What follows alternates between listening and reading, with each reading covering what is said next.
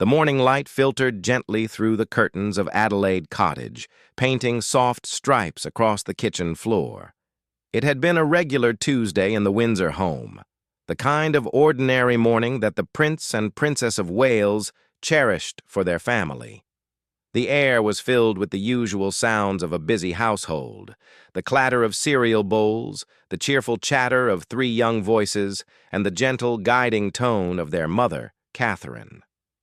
Prince William stood by the counter, pouring orange juice into small glasses, watching his wife interact with their children.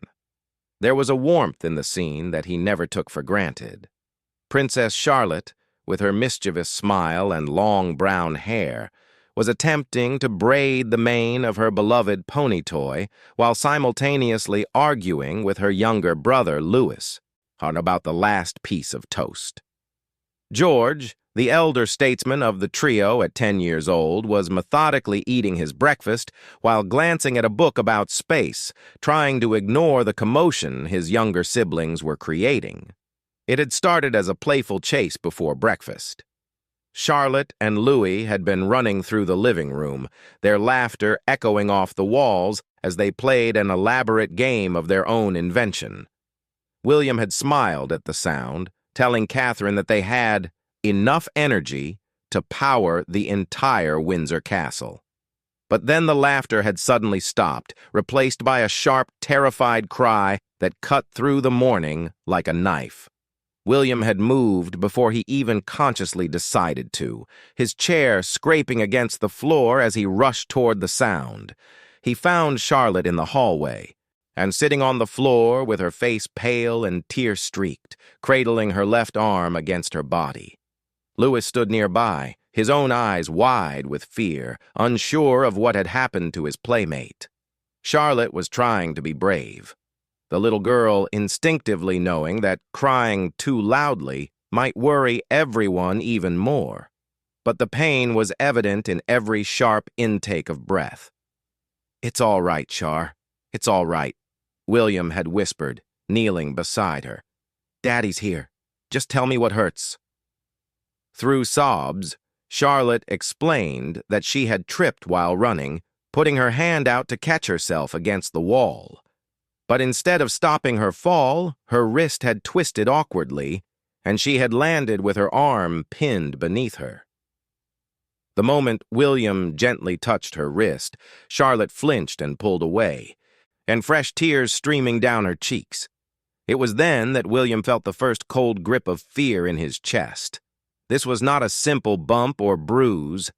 Something was wrong. Catherine was there in an instant, her professional composure as a former photographer and her maternal instinct taking over. She spoke to Charlotte in the calm, soothing voice that she used when one of the children was scared or hurt. "Mummy needs to look at it, my love.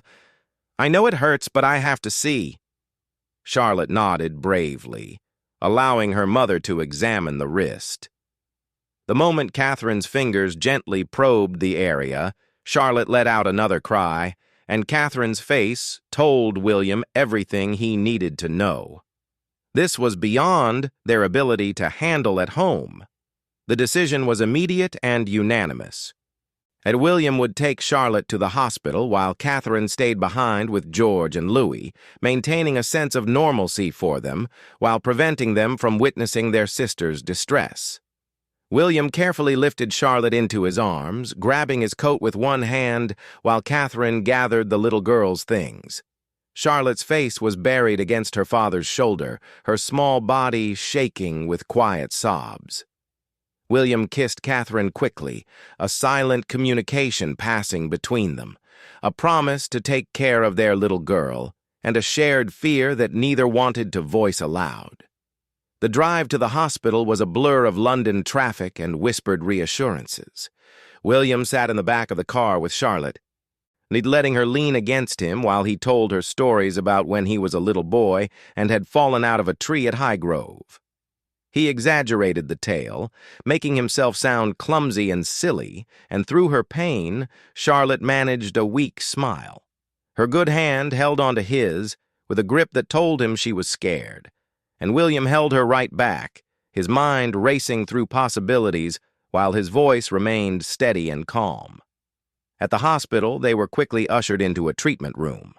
The staff, professional and kind, recognized their royal patients, but treated them with the same care they would give any family.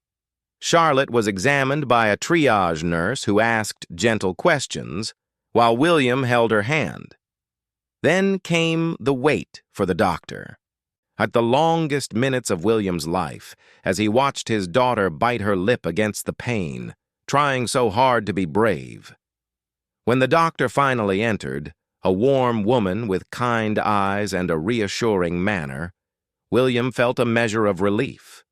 She spoke directly to Charlotte, explaining that she needed to take some pictures of her arm to see what was happening inside. Charlotte looked uncertainly at her father, and William nodded encouragingly. "It's like a big camera, Char. You just have to sit very still, and it'll be over before you know it." The X-ray room was cold and clinical, and Charlotte held onto William's hand so tightly that her small fingers left marks on his skin. The technician positioned her arm carefully, and Charlotte winced, but didn't cry. William stood beside her, murmuring encouragement, and his free hand resting gently on her shoulder. When the images appeared on the screen, William's medical knowledge was limited, but even he could see that something was wrong.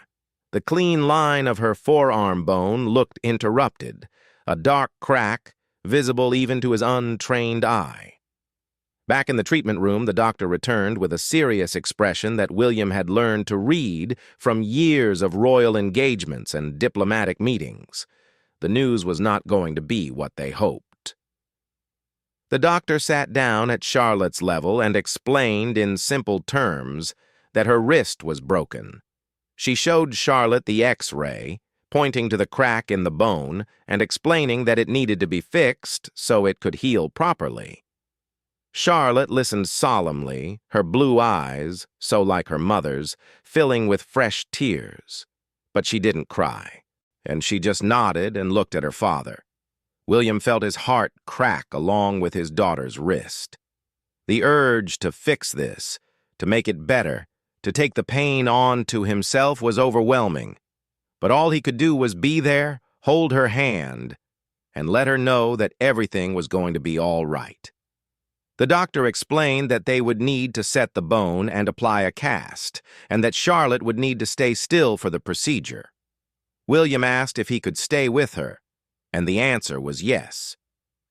The procedure was quick, but uncomfortable. Charlotte was given something to help with the pain, and William held her gaze, talking to her about anything and everything. Their planned trip to Anmer Hall, the new foal that had been born on the estate, the treehouse that he and George were building in the garden. That Charlotte's eyes stayed locked on his, trusting him completely, even as the doctors worked on her arm. When it was finally over and her arm was encased in a bright purple cast, Charlotte looked at it with a mixture of fascination and dismay. "It's purple, Daddy," she said, her voice still shaky but carrying a hint of her usual spirit. William smiled, brushing the hair from her forehead. "I know. Very fashionable. Wait until Louis sees it. He'll be so jealous he'll want one too." The journey home was quieter. Charlotte, exhausted from the pain and the adrenaline, fell asleep against her father's shoulder, her casted arm resting carefully on a pillow. William looked out the window at the passing streets, his mind a whirlwind of thoughts and emotions. He thought about how quickly life could change, and how a moment of childhood play could turn into a hospital visit. He thought about Catherine waiting at home, worrying. And he thought about the weight of being a father, the constant gnawing fear that came with loving someone so completely that their pain became your own. When they finally arrived home, Catherine was waiting at the door. She gathered Charlotte into her arms carefully, mindful of the cast, and held her close.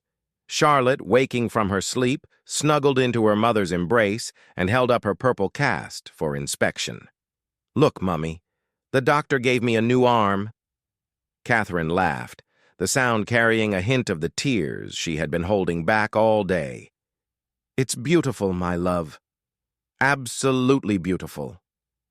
George and Louis emerged from the living room, drawn by the commotion. Lewis's eyes went wide at the sight of his sister's cast. "Whoa," he breathed, his voice filled with awe. "Charlotte has a robot arm." The tension of the day broke into laughter, the warm, healing sound filling the house. William watched his family, his wife holding their daughter, his sons circling with questions and comments, and felt the fear of the day begin to recede. Charlotte was okay. She was home, she was safe, and she was surrounded by the people who loved her most. Later that night, after the children were in bed and the house had grown quiet, William sat with Catherine in the living room. The fire crackled softly, and Catherine leaned against him, her head on his shoulder. They didn't speak for a long time, each lost in their own thoughts. Finally, Catherine broke the silence. "She was so brave," she whispered.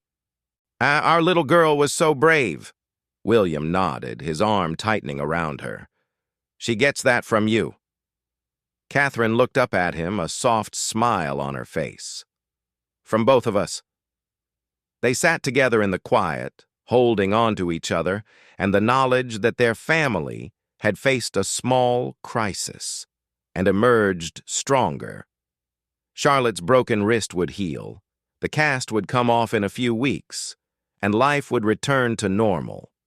But the memory of that moment, the sound of her cry, the fear in her eyes, the helplessness of watching her in pain, would stay with them forever.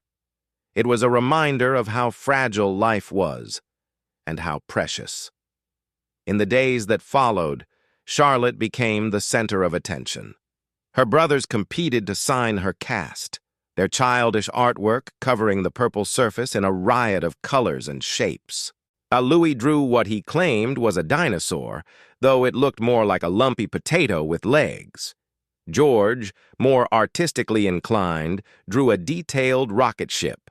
Catherine added a small heart, and William drew a crown, telling Charlotte that she was the bravest princess in the whole kingdom. But beneath the surface of this domestic normalcy, something had shifted.